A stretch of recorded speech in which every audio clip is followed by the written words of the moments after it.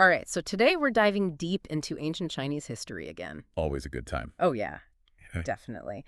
And today we're going to be looking at the fall of Xiang Yu. Xiang Yu. Big figure. A big figure, a seemingly invincible warrior. Right. But his end still sparks a lot of debate. And we're going to be looking at this through the lens of the Zizhi Tongjian, which is a monumental text that chronicles Chinese history. Yep. Specifically, we're going to be focusing on excerpts from the 13th volume, the Chu-Han contention period. Yeah.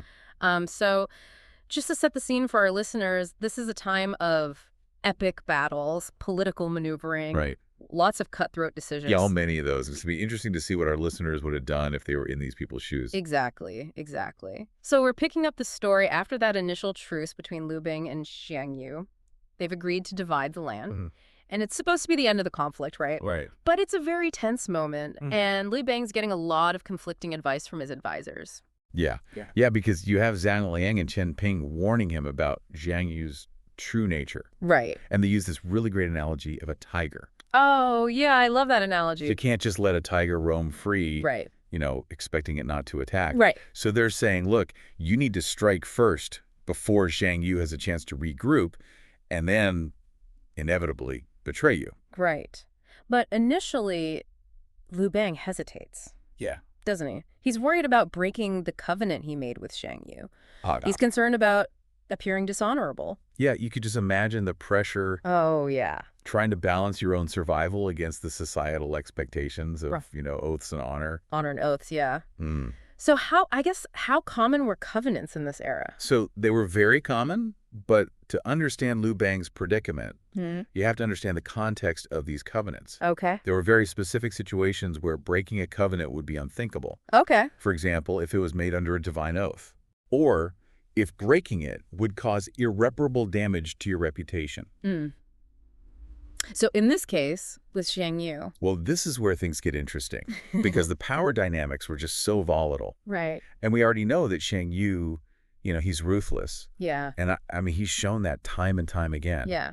So the established rules, They don't apply. They don't really apply here. Right, because it's almost like a matter of survival. Right. Exactly. It is a matter of survival. Okay. And that's where I think Zhang Liang steps in. Okay. Because he's the one who really introduces this concept of optimal program. Optimal program. What is that? Right. So it wasn't just about doing what was morally right. Okay. It was about making the most strategically advantageous choice, even if it meant going against tradition. Right. And this is for survival. This is for survival. Yeah. And so according to Zhang Liang, the optimal program in this situation was to launch a surprise attack on Xiang Yu. Okay. Before he could consolidate his power. Interesting. So this wasn't about honor. No, not really. It was about pragmatism and strategy. Exactly. Okay, so the Zizhi Tongjian really emphasizes this, right? Oh, absolutely. This pragmatism, this...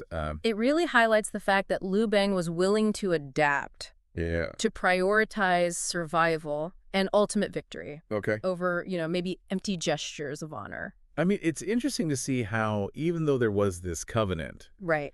There really wasn't much moral pressure on either side. No.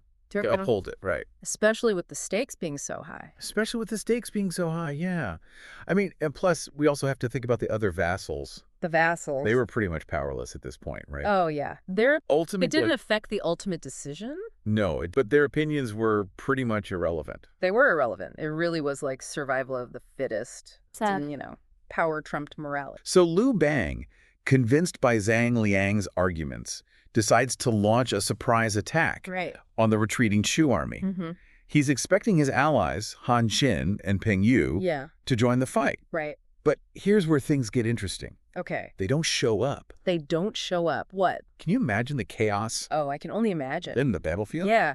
This really speaks to, how fragile alliances are, even in moments of supposed unity. Right. Because Han Xin and Peng Yu, they were unsure of the rewards. Right. If Liu Bang won. Right. And, I mean, who can blame them? They didn't want to risk their necks. Of course not. Without any guarantees. Right. Yeah. So imagine the Han army is all prepared for this massive joint attack. And suddenly they find themselves alone, facing a furious Chu army that feels completely betrayed. Yeah, that's got to be a huge blow to morale. Right. I mean, it's a complete disaster for Liu Bang. Oh, absolutely. And I think it highlights this real difference in leadership. Okay. Because Liu Bang was a very shrewd strategist, don't get me wrong. Mm-hmm.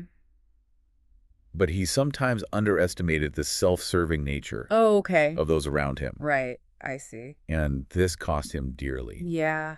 It led to, a pretty humiliating defeat. Right. And really forced him to reevaluate his entire strategy. Right, because the Chu army, fueled by this, anger and this betrayal, they push back with just ferocity. Oh, absolutely.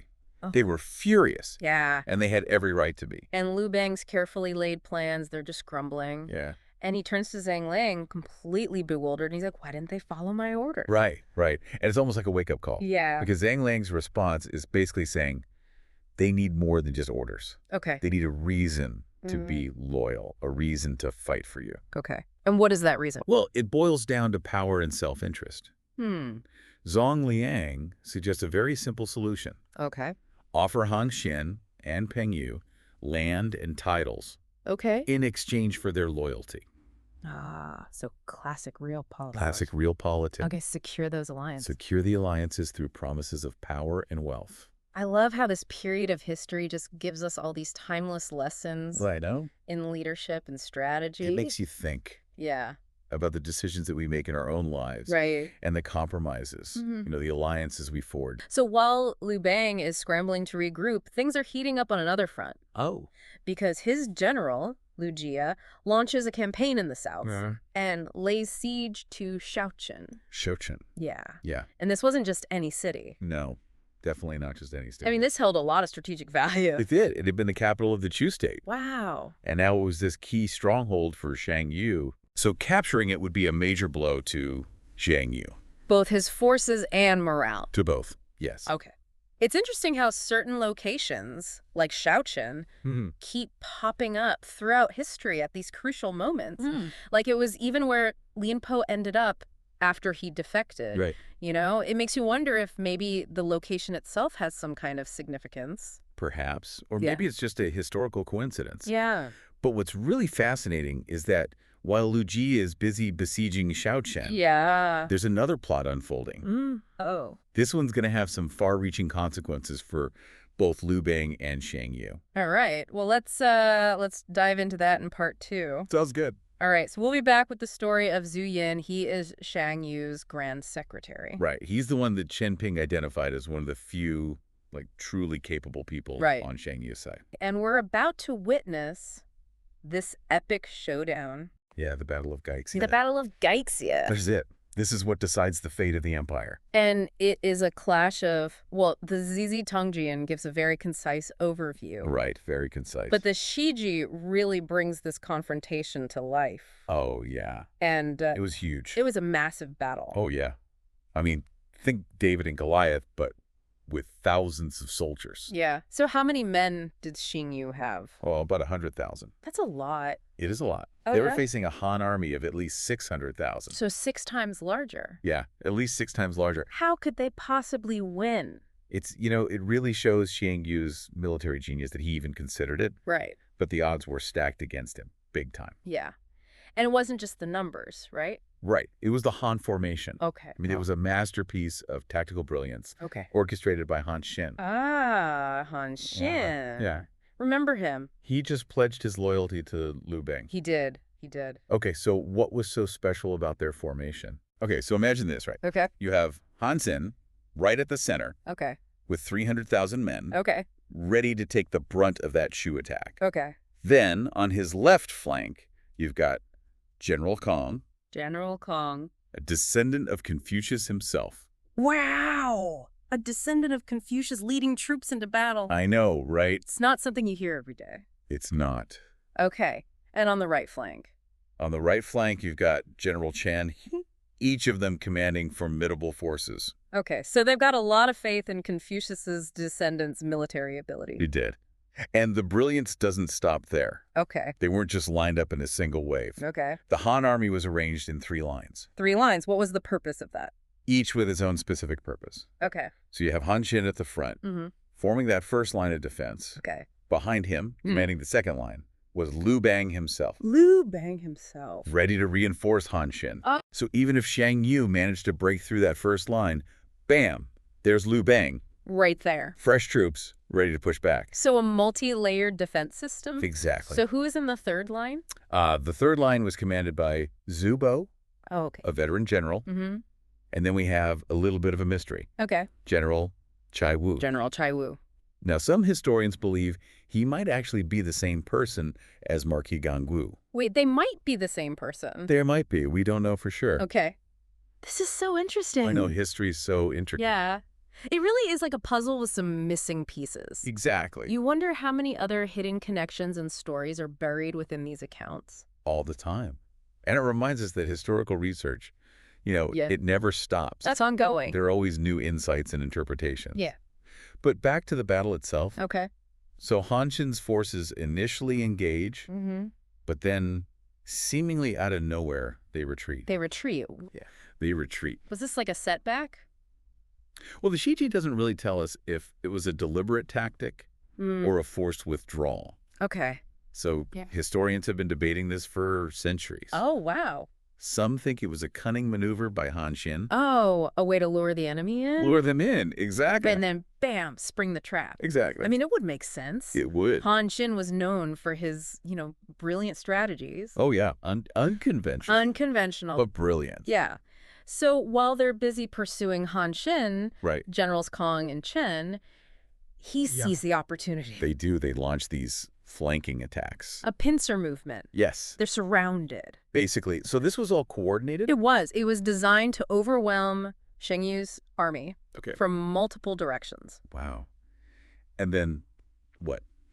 Han Xin turns around. Then Han Xin turns around and rejoins the fight. So it was a trap all along. Well, that's one interpretation. Yeah. It fits with Han Xin's reputation. Right. But the combined might of these three forces, it was just too much for Xiang Yu to handle. Okay. So the result was a decisive victory for the Han forces. And it's amazing how the Zizhi Tongjian just sums up this epic battle in 8 words. 8 simple words. Yeah.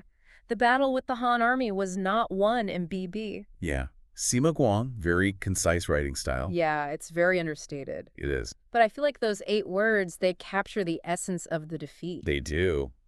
It was a crushing blow for Xiang Yu. Yeah. Shattered his dreams of empire. So we have Xiang Yu's army defeated. They retreat to their camp. They're surrounded. All right. Seems like the end is inevitable, right? You would think so, wouldn't you? Yeah. But then, as night falls, something happens. What's that? This sound drifts across the battlefield. Uh-oh. The sound of singing.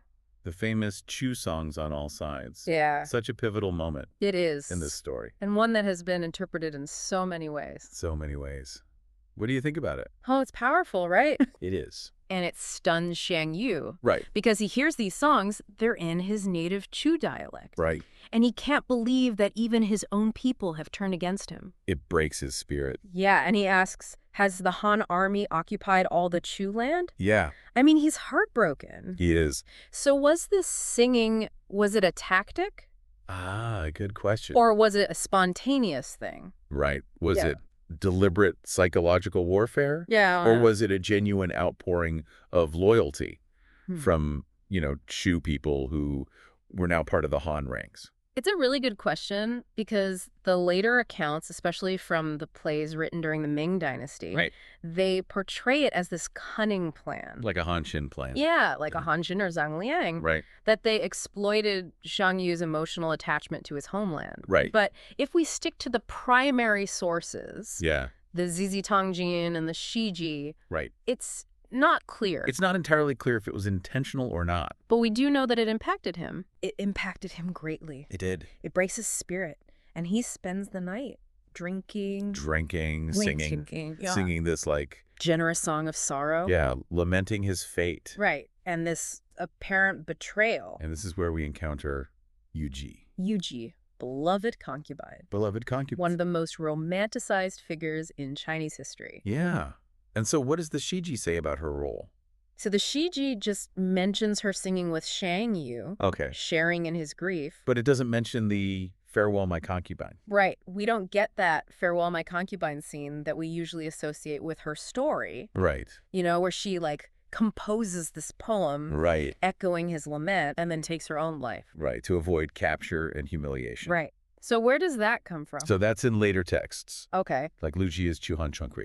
Okay, so that's where we get that more elaborate, tragic version. Yes. Even the poem itself has been questioned, hasn't it? It has. By historians. Because Shen Dequian, a Qing Dynasty scholar, Right. he's found it to be too similar to Tang Dynasty poetry. Right. So he suggested it might be a later edition. Ah, or a fabrication. Yeah. It's a good reminder that history is not always a clear-cut narrative. No, it isn't. And we often have to sift through so many layers of interpretation and embellishment to even get close to the truth. And even then, sometimes the truth remains elusive. Right. But it's interesting how a figure like Yuji, who is mentioned so briefly in the historical record, can capture the imagination of so many generations. I know. And become such a prominent part of the cultural narrative. It is. It is. So the night of sorrow and singing comes to an end. Yeah. And Xiang Yu has to make a choice. Right. Surrender or fight. Big choice. Yeah. What a choice to have to make. Surrounded, defeated, what does he do? Does he surrender? He does not. He chooses defiance. Defiance. He decides to make a break for it. Oh, wow. One last gamble. Bold move. Knowing all is lost, but still refusing to give in. Yeah, I think there's a real sense of tragic heroism in his actions. Yeah, I think so too. You know, it speaks to his unyielding character. Mm-hmm. So how does he try to escape? Well, he gathers this small group of his most loyal followers. Okay. And they prepare for this, desperate escape. Okay. So how many people are we talking about? He actually only takes 800 knights. 800. Leaving the majority of his troops behind. That's a big sacrifice. It is. It wasn't just tactical, it was symbolic. He knew that speed and agility were his only chance. Against the Han forces. Against the Han forces, yeah. And maybe he felt this sense of responsibility to give those who had, been the most loyal to him a chance. A chance at survival. Even if it meant, sacrificing himself. It's interesting, right? You really see the difference between him and Liu Bang. Yeah, you do. Here. Two very different leadership styles. Yeah. Liu Bang would sacrifice anything and anyone. For victory. But Xiang Yu. Even in defeat. Even in defeat. He's driven by this different code. Yeah. It's his code of honor. Honor and loyalty, even if it leads to his downfall. Exactly. So it begs the question, right? Would history remember him differently if he'd been more ruthless? If he'd been more like Liu Bang? Yeah. Who knows? Fascinating question. So how does this escape play out? Okay, so under the cover of darkness, Xiang Yu and his cavalry charge out, heading south. With Guan Ying in hot pursuit. Guan Ying. And 5,000 Han cavalry. Wow. So it's a desperate flight. Yeah. I mean, it's a race against time. Yeah. And as they flee, their numbers dwindle. They lose men in skirmishes. Right. Some fall behind just from exhaustion, injuries, Okay. And by the time they reach the Huai River. The Huai River. Only about 100 of Xiang Yu's followers remain. 100 men from 800. From 800, yeah. So it's here, that fate. Or maybe just bad luck. Really intervenes. It does. Because they're lost. Right. They ask a local farmer for directions. Okay. Right.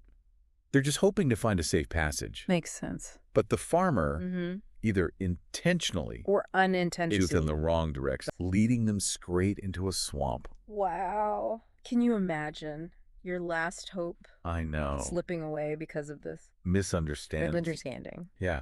But it's this seemingly small act that has huge consequences. Devastating consequences. Yeah. It allows Guan Ying to catch up, trap Xiang Yu. Trap Xiang Yu. So where to go? Nowhere to go. Wow. So is this it? Is this his final stand? It is. It takes place at Dongqing. With just 28 knights left. 20. He prepares to face the Han forces. Wow. It really is like a scene straight out of an epic, isn't it? Yeah.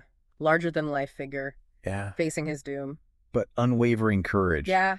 And, his actions in these final moments really solidify his place as this legendary figure. Yeah. He rallies his men. Okay. He gives this defiant speech. And then, in a display of incredible martial prowess, charges into the enemy ranks. What does he even say at this point? He basically says, heaven is going to let me die.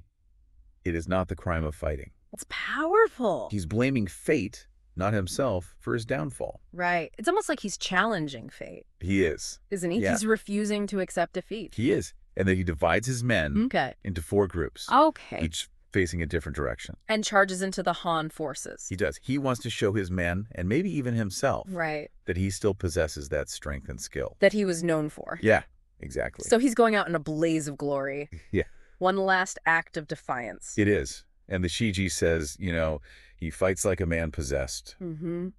Slays a Han general. Wow. Cuts down scores of soldiers. Wow. There's even this one account of him scaring a Han rider named Yang Shi so badly that the guy flees for miles. Yang Shi. Yeah. He's the one that later claims part of Xiang Yu's body. He is. After his death, isn't he? Yeah. What a twist. I know, right? The guy who was terrified of him in battle. Right. Profits from his death. It really is a twist of fate. It is. But wait, there's another connection with Yang Shi, isn't there? There is. It gets even more intriguing. Okay. Because Yang Shi's 5th-generation grandson was actually Sima Qian's son-in-law. Oh, wow. Yeah. That's amazing. I know, right? The tangled web of history. Yeah. Full of these unexpected connections. Yeah. You never know how, these seemingly unrelated events are actually intertwined. Exactly. So after this display of valor, he sees a chance to escape across the Wujiang River. Okay. There's a boat waiting for him. Offered by a loyal supporter. Okay. But he refuses to cross. He refuses. Wow. This has puzzled historians for centuries. It has. Why didn't he cross? Right. Was it pride? Shame at returning home in defeat? Or maybe he just wanted to spare his homeland from further bloodshed. Yeah, I mean, so many possible interpretations. So many. No easy answers. No, it's a complex question. It is. With no easy answer. Yeah. I mean, Dumou, the Tang Dynasty poet, saw it as a missed opportunity. Right. He criticized Xiang Yu for giving up. Right. When he could have regrouped and fought another day. Right. But then you have Li Qingzhao, Song Dynasty poetess, and she'd admired his unwavering resolve. His refusal to compromise his principles. Yeah, even in the face of death. So one single decision. Made in this moment of crisis has had such a lasting impact. It has. On how we view him. On his legacy. Yeah. Xiang Yu's refusal to cross the Wujiang River. It's become the symbol, right? It has. Both of heroic defiance, but also tragic downfall. Yeah. And that's why his story continues to resonate, I think. Yeah. Because he embodies these contradictions, complexities of human nature. He was brilliant. He was ruthless. Right. But he was also a man of honor. Deeply loyal. Yeah, it's fascinating. So many questions. So many what ifs. What if he had crossed the river? Could he have rallied his forces? Continued to fight? Who knows? Who knows? We'll never know. We'll never know for sure. But I think that's part of what makes history so compelling. Yeah. It invites us to ponder, to consider different perspectives. Yeah, to grapple with those uncertainties of the past. So on that note, I think we've reached the end of our deep dive into the fall of Xiang Yu. It's been a journey full of drama, intrigue, tragedy. But ultimately, I think it's given us some very valuable insights. I think so too. Into leadership, decision-making, human spirit. Yeah, the complexities of it all. Yeah. Thank you for joining us. Yeah, thanks for exploring this with us.